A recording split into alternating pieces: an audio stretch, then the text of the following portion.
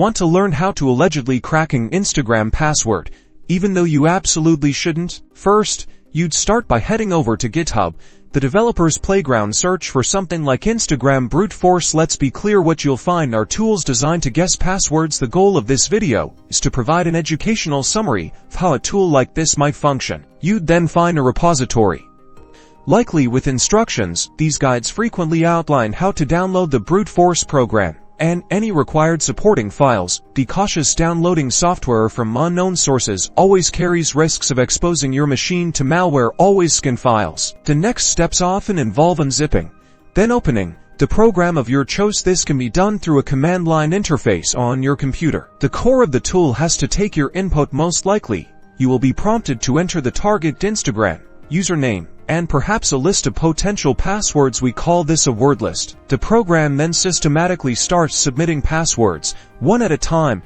trying one after another. The tool should be able to report what's happening because Instagram has strong security measures. You might see error messages about too many login attempts. Remember, even knowing how these tools might work isn't the same as knowing the right way to use them. Accessing other people's accounts is illegal and unethical. Violating Instagram's terms of service, it comes with severe legal consequences, so don't do it. Ethical hacking and cybersecurity are about protecting systems, not breaking them.